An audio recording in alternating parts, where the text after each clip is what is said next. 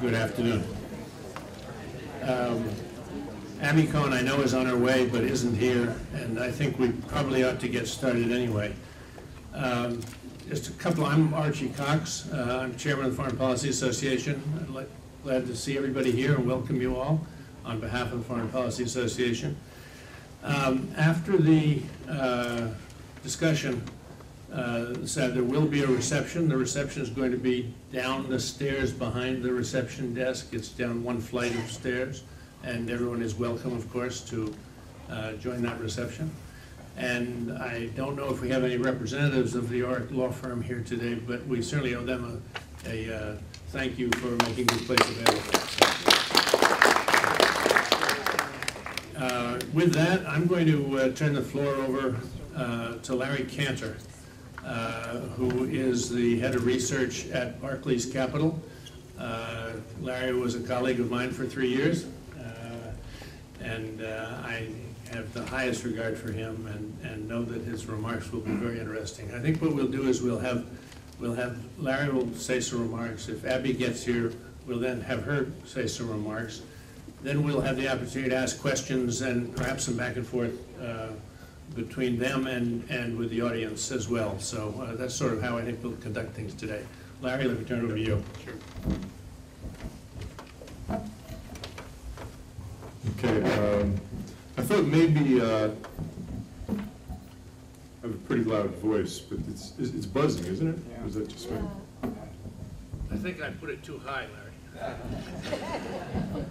know you're taller than me, but I don't know if that accounts for the buzz. That's still buzzing, right? It's still buzzing. Is this okay? Yes. Yes. So we're going to skip the microphone. I thought maybe, I was making a presentation at lunch today. I was with Erskine Bowles. I was telling Archie. And just before I got up there, it occurred to me, I thought of a joke from about 10 years ago that I sort of switched around to apply to today. It seemed people like it. So I'm going to try it on you. It's a very short one. And the joke goes like this. God calls in President Obama, Premier Wen from China, and President Nicolas Sarkozy from France, and he said, you know, I've had it. I gave you this beautiful earth, and the human race has just messed it up. I'm starting over. I'm ending the world in 3 days. Go out, send the word out. So President Obama goes on a nationally televised address, and he says, I've got good news and I've got bad news. The good news is, there is a God. I met him. The bad news is, he's going to end the world in 3 days. Premier Wen goes to Tiananmen Square and addresses the throngs. And he says, I have bad news and even worse news. He says, the bad news is, despite all we've been telling you all these years, it turns out there is a God. And even worse, he's going to end the world in 3 days. Nicolas Sarkozy stands outside the presidential palace and calls all the French people around. And he says, I have good news and even better news. The good news is that God has recognized me as one of the 3 most important in the world. And, even better, I can assure you, the European debt crisis will be over in 3 days.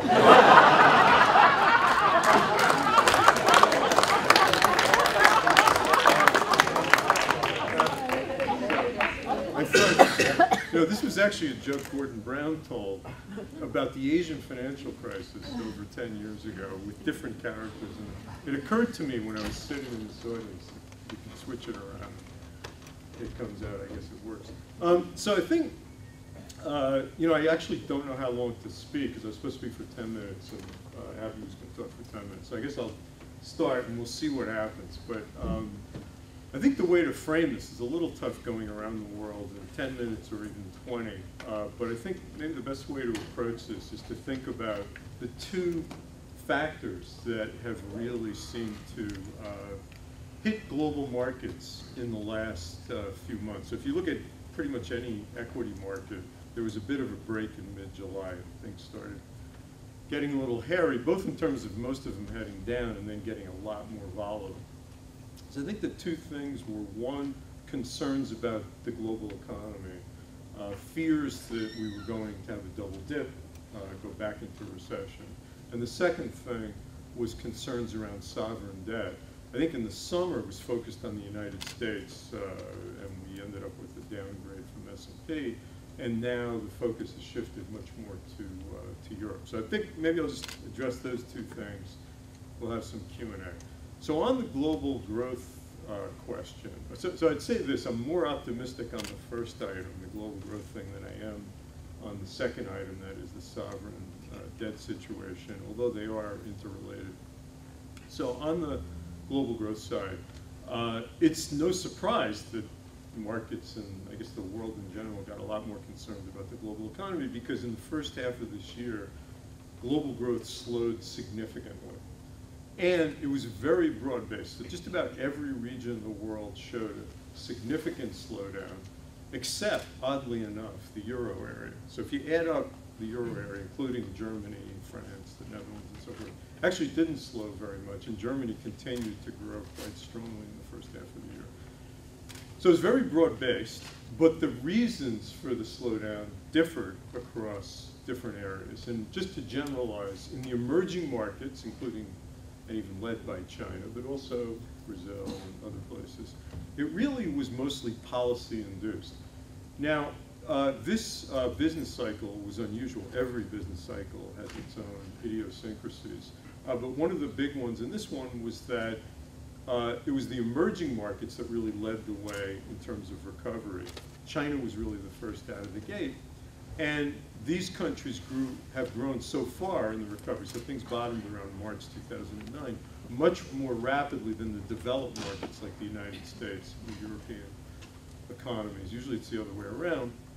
As a result, they not only regained the lost output from the recession quickly, but way beyond that, and got pretty much overheated, and there was inflation, and they started tightening monetary policy. In China, it's a little different. Rather than just raise interest rates, they actually exert a large degree of control over what banks are doing, and they kind of tighten. They encourage the banks to rein in credit. And the economy slowed in the emerging markets as a result. In Japan, probably everybody knows the story. They had a terrible natural disaster, an earthquake and a tsunami, and output collapsed. In the United States, I'd say there were a lot of things going on, but the two big things that happened in the US in the first half of the year is, one, oil prices surged associated with the Arab Spring. Gasoline prices, as a result, rose $1 a gallon, which is a very, very big increase in the US, and this really hit consumer spending. The other thing that happened is the Japan collapse had a very big effect on other countries, including the United States. And just for example, US production of Japanese automobiles, and you probably know almost all the Japanese automobiles that we buy are now produced here, fell 50% in the 5 weeks after the Japan earthquake. So that's a dramatic drop, and it's interesting that it coincided exactly with the rise in jobless claims. Now, looking forward, we have been arguing, and it's actually panning out in the data, that rather than accumulate into a recession, a new recession, that things would actually get somewhat better in the second half of the year. Going in reverse order, since I just talked about the US, what we've seen is that gasoline prices have actually come down because oil fell. Has not retraced the full $1 a gallon, that's for sure. So we went from, just roughly speaking, $3 a gallon, this is unleaded regular, to $40 a gallon, it's also a national average. And we're now running at about $3.60, so, but that is a big help to consumer spending, and you're seeing that in auto sales, and you're seeing it in retail sales. They're doing better. And the second thing is that Japan, after that collapse, there was the other side of the V. Output recovered as power was restored and so forth. And you're seeing auto output now rise again, and exports, trade with Japan is going up. And then when you throw in the plunge in interest rates we've had, a little more stimulus from the Federal Reserve, it's pretty easy to get back to a little faster rate of growth. And by the way, so in the first half of the year in the United States, GDP growth averaged less than 1%, which is very, very weak. And the third quarter, we've got, say, 2/3 of the data for the third quarter, even though we're already in the fourth quarter. And it's right now adding up to about 2.5% GDP growth in the third quarter, which, you know, I'm not going to stand here and say this is great because in the context of the scope of the recession we had, and given that the unemployment rate's over 9%, that's actually 2.5 is terrible. It's just that relative to the first half of the year and relative to expectations, which had really been depressed, it's much better than everybody expected. In the emerging markets, what's happening there, Japan, again, a simple story, maybe not so simple in the sense that actually in real time, we've probably already seen the bounce, and things are, again, they're going up, but at a very slow pace. It's just that there's a data lag there, so we haven't even gotten third quarter GDP in Japan, which is going to look quite strong. That's going to come out soon. But we're no longer, at least by my reckoning, growing that rapidly. We're already slowing back down in Japan. In the emerging markets, what's happening there is countries are not only not tightening anymore, they're actually moving toward ease. So Brazil has cut interest rates, Israel has cut interest rates, Turkey's cut interest rates, Indonesia's cut interest rates. So the emerging markets starting to move the other way. China is also starting to ease kind of quietly. They've given some tax breaks to small and medium-sized enterprises, and also are telling the banks to start loosening credit. So they're mostly have stopped tightening, but they're easing a little bit. And as a result, you should see, at the very least in emerging markets, growth stop decelerating. So there was very rapid growth at the beginning of the year in emerging markets. It slowed something like 3 percentage points if you add all the emerging markets up. And we think it's not slowing anymore. It won't necessarily rebound, depending on how much they start easing, but it's not slowing anymore. The bad news is the euro area, which held up in the first half of the year and is now slowing pretty dramatically. And actually, at least in the industrial sector, it's probably going into recession, we think. What's happening over there is two things. One, kind of an obvious thing, and that is that because of the sovereign debt crisis there, there's a lot of fiscal tightening going on. Tax hikes and spending cuts by the government, and this is putting downward pressure on the economy. But that's been going on for a long time. The other thing that's happened more recently, and I think is more troubling, is that financial conditions in Europe have tightened. Shouldn't say Europe, the euro area have tightened a lot. So stock prices, for example, in the euro area this year so far are down about 15%. In the US, they're down, 3%, 2% so far this year. Moreover, bank funding has dried up there. Corporate issuance has collapsed in Europe. All these things have real economic effects, and it's really hitting those economies now. But adding it all up, things are actually doing a little bit better, and that's showing up in the data. Turning to the sovereign debt crisis, and starting with the United States, which this sort of thing broke out in the summer.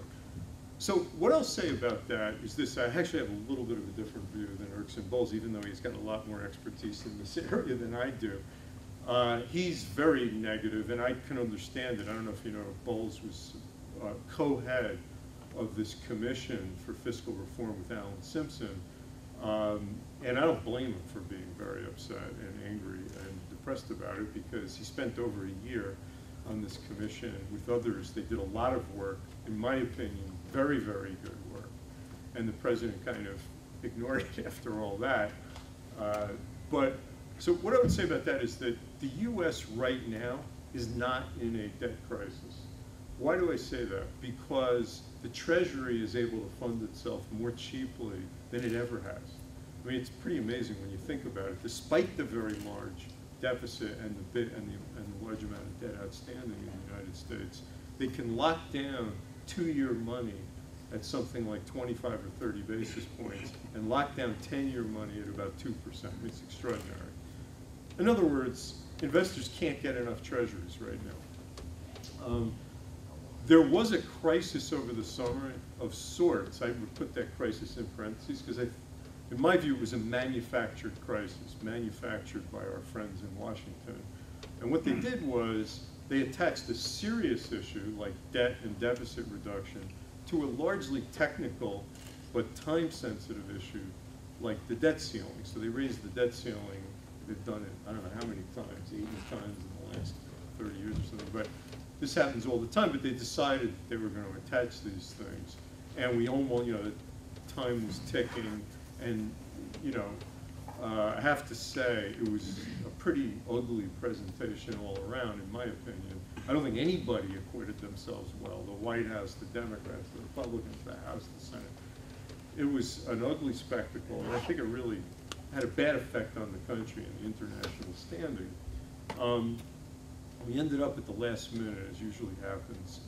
They raised the debt ceiling, and interestingly enough, cut a little under $1 billion from the budget deficit over the next 10 years. It was backloaded, and set up this other commission, split between Republicans and Democrats, that are supposed to decide by late November on another at least $1.5 trillion of deficit reduction. Now, if you step away from the messy stuff, which was in all the headlines, we actually made progress. In other words, as recently as 6 months ago, the White House wasn't really even talking about deficit reduction, and nobody was talking about tax reform. Now, we've already gotten nearly $1 billion of deficit reduction. One way or another, we're getting, $1 trillion. We're going to get another over $1 trillion before the end of the year, because if this commission doesn't come up with something, there's going to be $1.5 trillion cut across the board. And everybody's now agreed we need tax reform. The Democrats, the White House, the Republicans. If this happens, this would be, in my opinion, a very big plus. What is tax reform? Now, the details are, of course, the devil's in the details, and the White House and the Democrats have a very different idea than the Republicans do. But what they all mean is broader-based lower rates, which from an economic point of view, purely economic point of view, is a big plus. In other words, that would be the big shot in the arm for U.S. growth in the medium term. They've all agreed that we got to do this. Again, they disagree over the details, how to broaden the base, and which rates, who pays what rates, and all that stuff. But in general, they all contain a broader base and lower rates. Less loopholes, some people call them, others call them exemptions, or whatever you call them. And to me, we've made again, looking through the muck, we've made progress. We're not nearly done, and if we don't do something significant in the next few years in the United States, we probably will go into a real crisis. And it's a little annoying because both sides, in my view, are unrealistic. I mean, if you look at our entitlement system, especially healthcare, the simple truth is, whatever side of the political aisle you're on, we have a healthcare system that we cannot pay for over the medium term. In other words, if you consider the rise in healthcare costs, and there was nothing in the healthcare plan that so much political capital was spent on that has anything to do with cost control. But if you consider the aging of the population, the baby boomers moving into retirement, and the fact that people live longer, the Medicare and Medicaid prescription drug plan that we have, we can't pay for that. If you look at government spending as a percent of GDP, it's extraordinarily high and much higher than historical averages. If you look at tax revenue as a percent of GDP, it's extraordinarily low. And it's got to go up. And spending as a percent of GDP has to go down. I mean, that's just arithmetic. It's not politics, it's arithmetic. Both, we need more revenue, and we have to spend less. So that's a fact, and we have to do something about it, because we're going to get to a point that outstanding debt's so big. So if we did nothing, in something like 7 years, the interest on the debt alone is like $1 trillion. I mean, so when you do some of the arithmetic and you project, it's kind of scary. So we need radical change. And the biggest nut on the spending side by far is healthcare. Social Security right now, the way it's set up now, we can't pay for that either, but we can fix that. And we've been there before. I don't know if you remember, before Greenspan was Fed chairman, he was head of the Social Security. They'll have a commission, because it's too dangerous politically to do it in Congress to have a commission. And they'll come, what are they going to do? They're going to raise the retirement age, which is appropriate. We work longer, we live longer. You got to do that. They will raise the Social Security tax, no question about it. And they're going to do some other things about how they disperse the benefits. They're going to, and I think eventually we're going to get means testing. Personally, that's not clear, but I think Warren Buffett won't be able to get Social Security, and so they'll do things, but they can fix that. And everybody who you talk to people at the CBO, the Congressional Budget Office, which is independent, and they'll tell you they can fix that. Not healthcare. That's the thing, and that's the thing. If you look at how the budget has evolved over the years, that's the explosive thing. So in 1980, it was about 4% of federal spending. It's now about a quarter of federal spending. And when you project out in 10 years, it's going to be half of federal spending. I mean, it's like a monster that just keeps growing. It's enormous. And, we got to do something about it. And I think we got to do something pretty radical about it so that we have a program that that both can provide the care that's necessary and we're able to pay for it. Makes sense. And there's ways to do this, but it's a very big change from the way we do it now. And it's politically, obviously, very, very sensitive. It's going to be very tough. That's going to be the tough nut to crack, is healthcare. No question about it. Europe, this is the last topic I'll talk about, so we do have time for questions, has a bona fide debt crisis. So what's the story here? What's going on? In a way, this exposed a flaw that kind of everybody knew existed when they started the single currency roughly a decade ago. And that is, you can't have one central bank, one interest rate, one currency, and different debt policies. And all the economists said this, and they said, don't worry about it. We have the Maastricht Treaty, the Stability Pact, and this is going to ensure that deficits remain at a maximum of 3% of GDP, and debt to GDP is a maximum of 60%. That's what these pacts that they all signed said. The problem is that if you look at, for example, the deficit in Ireland, this year is around 30% of GDP. Just missed that 3% just by a little. And in Italy, the debt to GDP ratio is about double the limit of 60%.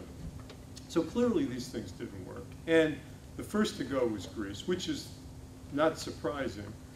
We did a deep dive on all the countries in question, and well over a year ago, is that my partner? Come on up, Abby. I'm going to have to finish, even though I plan to speak for sure. I even threw in a joke to make time. Get here on time. When we did a deep dive on all these countries, Greece really did stick out as in much worse shape than any of the other countries, including Ireland and Portugal. And I won't go into detail, there's just a whole list of problems with Greece that we just, even on paper, we could not figure out a way to get Greece back toward a path toward fiscal sustainability in any reasonable amount of time, on paper. Never mind with all the politics and everything. And then it's a whole bunch of, they have a very big public sector, very big underground economy, for example. In other words, everybody works for the government and nobody pays taxes. And that's just one of a whole bunch of problems. You just say, they can't. So at the end of the day, what does it mean? In other words, Greece, the debt that's outstanding now, given the structure of that debt, the maturity and the interest rates and all that, Greece can't pay this debt. The market has now recognized this and has marked down their debt to less than 50 cents on the dollar. Because what it means at the end of the day is either you got to bail them out, or you've got to restructure that debt. Length of maturities, lower interest rates, maybe even principal forgiveness. But one of those has to happen. The market has sniffed this out. And it looks like finally, over the last month or so, the European policymakers have also recognized this and are talking about how they're going to manage it, which is very tricky. And the reason is that when you do this, and that means that investors are going to take a very big haircut on the Greek debt that they hold, we think, our analysis is that the European banking system as a whole could sustain this. By the way, a lot of banks have already written down a ton of Greek debt, some by at least 50%. But the Greek banks could not survive this. They have a huge amount of Greek debt. And the problem there is that the Greek banks have interrelationships with entities outside of Greece, with companies, investors, customers, and so forth. And we've all seen, unfortunately, what these domino effects can look like.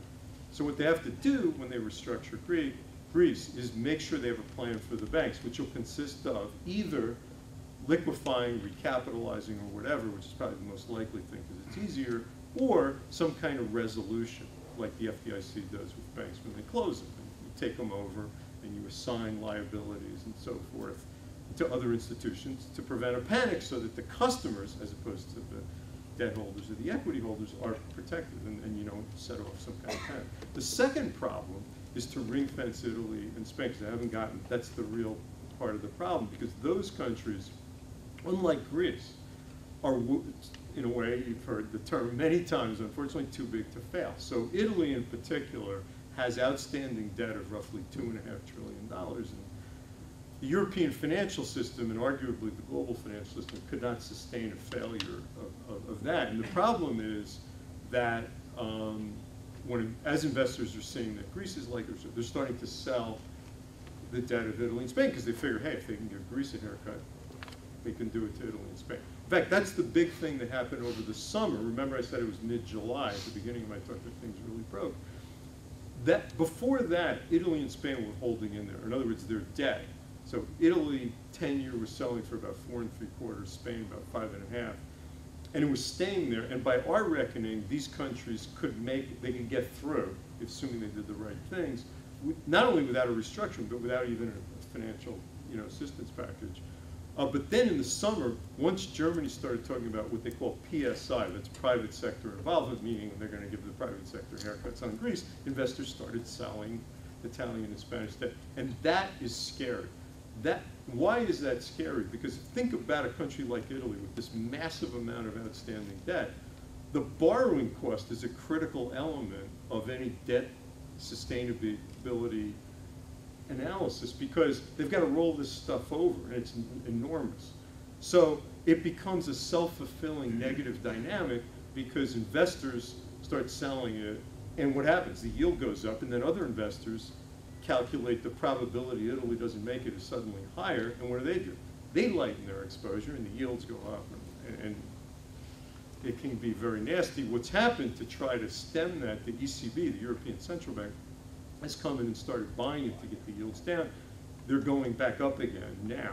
So this is a very troubling situation. I'll just leave you with some good news, and that is that unlike the mortgage crisis here in the United States, it is not hopeless. The fortunate thing, as I said before, is that Greece is hopeless in the sense that debt can't, there's losses to be distributed. Italy and Spain are salvageable, meaning they don't have to, if they do the right things, create the losses. In the mortgage crisis in the United States, as we all now know all too well, there was a lot of mortgage debt extended that depended on, to make it work, house prices continuing to go up. Once house prices stopped going up, all this debt became bad, and not only that, but there was a lot of leverage on that debt. I don't know if you're familiar with the term CDO, or CDO squared. There was leverage upon leverage, and it was very clear that this debt was bad, and then the question was only who's going to pay it, how concentrated are the losses, how much time could we buy to absorb all these losses. Not true here. Now, the question is, well, how do you solve it? And there's two objectives that have to be met to solve this problem. One, provide access to these countries to reasonable rates of financing. Two, instill confidence in investors that this debt ultimately is going to be good. Those are the two things. How do you do that? Well, right now Europe's got all these individual bond markets, right? There's the Bund market, and the Italian bond market, the French bond market. And we need a big, large, liquid bond market collectively that's guaranteed by all the governments.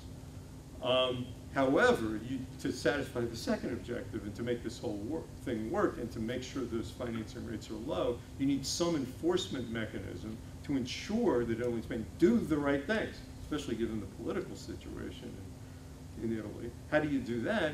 you restrict access to the financing based on the fiscal behavior. So in other words, you can borrow Italy, but you got to pass that constitutional amendment to balance it, et cetera, et cetera. So there are ways, and you know, Germany said we're not doing Euro bonds, but you can do it through an enlarged or leveraged EFSF. There are ways to do it. So that's good news. It's very, very difficult because, I mean, you think we have political problems in the US, and we certainly do. You've got 17 different EU countries, and even this last plan that they enlarged the EFSF had to actually be passed by 17 parliaments. What does that tell you? What it tells me is that it's going to take too long to do this, and I think the ECB, the European Central Bank, is going to end up buying a lot of bonds in the next few months to buy time for them to get to a solution. At the end of the day, this probably is going to get worse before it gets better, and this happens a lot. You know, you really got to put the pressure on policymakers to do things they find uncomfortable because the conditions in all these countries are very different. So they all have, you know, France and Germany, very different situations. So France wants to handle this differently than Germany, for example, and those are the two most important countries. So it's very messy. It's going to get worse before it gets better. And let me let Abby say something. Thank you very much.